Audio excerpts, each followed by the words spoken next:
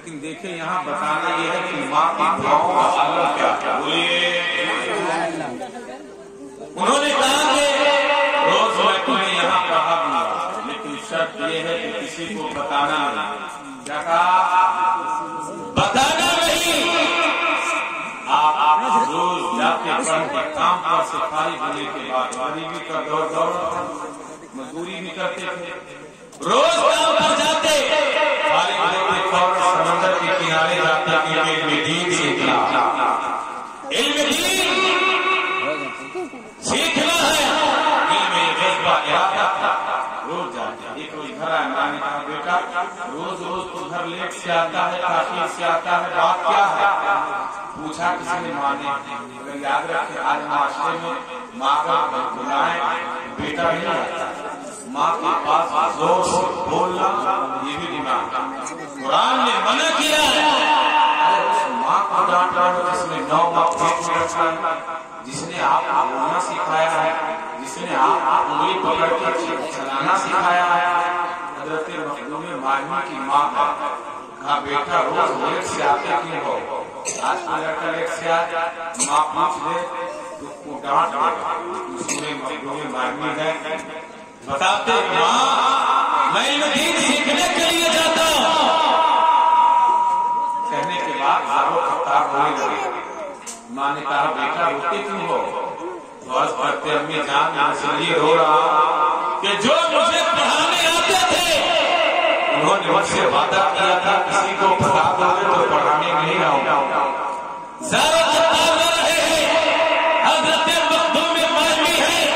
اگر ماں چل اٹھاتی ہے دعا کرتی ہے اے رب العالمین میرا بیٹا مخدوم ماہی جو روز علم دین حاصل کرنے کے لیے جاتا تھا, اے مولا میرے بیٹے مخدوم ماہی کو علم دین عطا کر دے.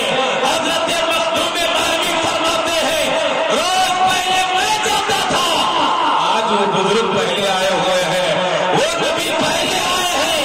کہتے حضور آپ نے تو وعدہ کیا تھا کہ میں نہیں آؤں گا لیکن آپ کیسے گئے؟ حضرت خضر علیہ السلام فرماتے ہیں کہ تمہاری ماں کی دعا باب جابر سے ٹکرا گئی, اللہ نے مجھے بھیج دیا ہے. اے خضر آپ جا کر کے مخدوم ماہی کو سینے سے لگا کر کے علم دین عطا کر دے. اے مخدوم ماہی تمہاری ماں کی دعا باب جابر سے ٹکرا گئی. یہ ہے ماں کی دعا. جب اللہ علم دے دیتا ہے عالم بنا دیتا ہے, جب اس پہ گامزن ہوتا ہے قرآن کے احکام پہ چلتا ہے تو اللہ تعالیٰ ولایت کے درجے پہ فائز بھی کر دیتا ہے.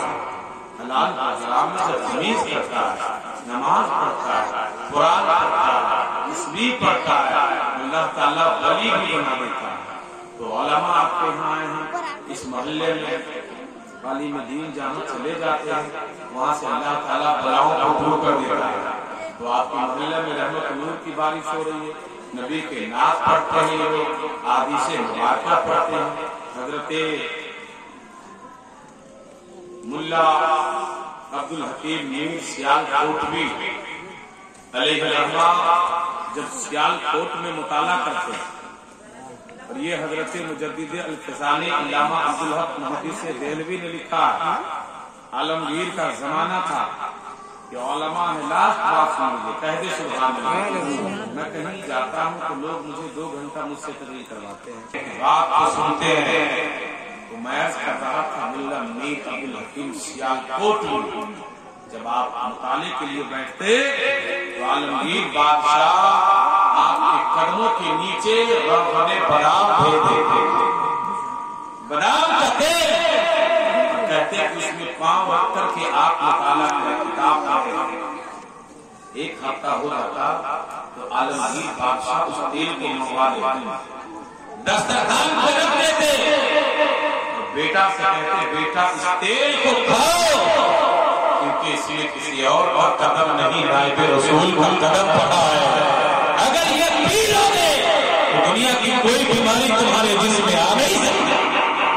عالمگیر بادشاہ اتنے بڑے متقی